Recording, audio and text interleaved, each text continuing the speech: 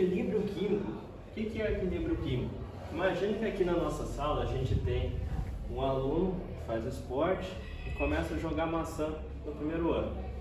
E no primeiro ano tem um aluno sedentário lá que começa a jogar maçã para cá.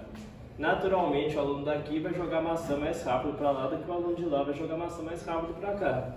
Então, a diferença entre os alunos é o que vai determinar a velocidade. Só que com o passar do tempo, a quantidade de maçã aqui e lá vai se tornar constante, ou seja, não vai se alterar. Por mais que o daqui seja mais rápido que o de lá, a gente vai ter uma concentração constante nas duas salas. Então a gente chega no equilíbrio. Na química é a mesma coisa.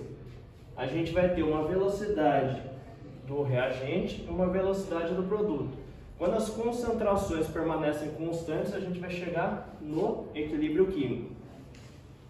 Então, tem que lembrar lá, e quando a gente tem uma reação, por exemplo, de A mais B formando C, a velocidade do reagente vai ser uma constante vezes a concentração de A elevado ao coeficiente dele, vezes a concentração de B elevado ao coeficiente dele.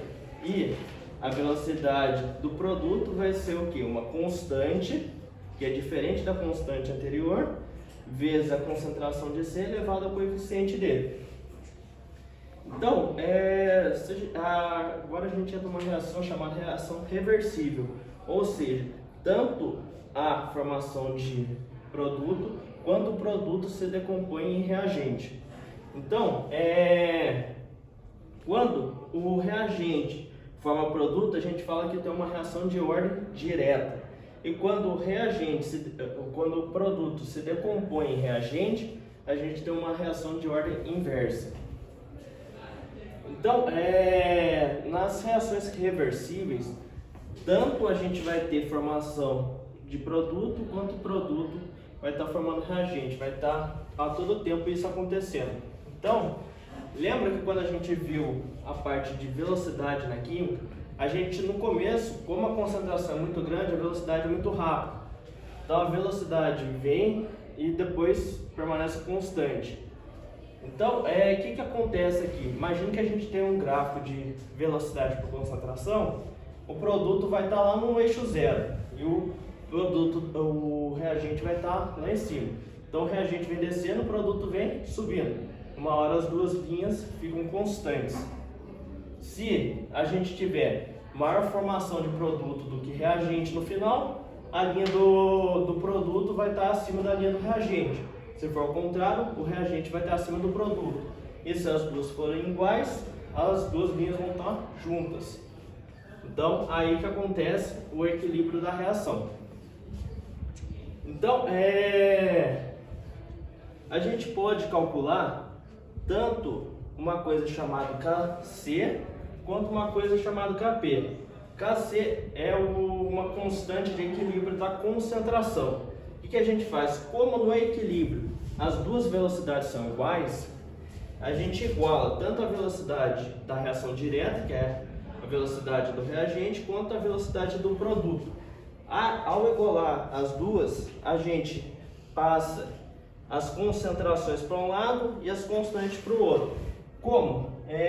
As constantes, uma constante dividida por outra constante vai ser uma constante também. Então a gente chama K1 dividido por K2 por uma constante chamada Kc.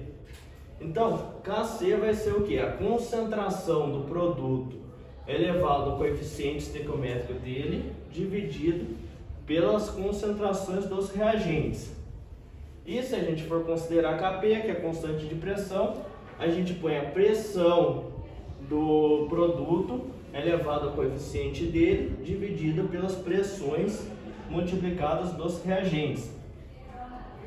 Então a gente tem que lembrar que quando a gente vai calcular Kc, a gente não pode considerar substâncias no estado sólido. E quando a gente vai calcular Kp, a gente só considera substâncias no estado gasoso, que a gente só calcula a pressão de substâncias gasosas.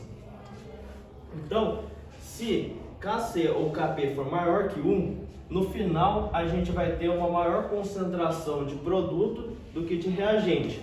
Se Kc ou Kp for menor do que 1, a gente vai ter uma maior concentração de reagente no final da reação. E se os dois forem iguais a 1, a gente vai ter a mesma concentração de reagente e de produto no final da reação. Então, o Kc ele só vai depender da concentração no equilíbrio, não interessa a concentração que tinha no começo da reação, só no equilíbrio que a gente quer considerar. Então, o Kc também ele varia de reação para reação e varia na mesma reação dependendo da temperatura. E o equilíbrio a gente pode calcular tanto para substâncias homogêneas, que a gente não consegue diferenciar as fases, quanto substâncias heterogêneas. E lembrando, Kc a gente não considera substâncias no estado sólido e Kp a gente só considera substâncias no estado gasoso. Aqui a gente tem carbono sólido ligado ao oxigênio gasoso, formando gás dióxido de carbono.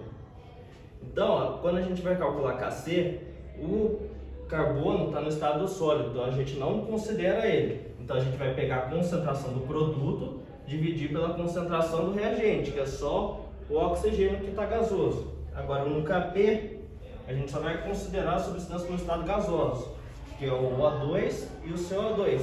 Então, produto dividido pelo reagente. Pressão do CO2 dividido pela pressão do oxigênio. Tudo bem?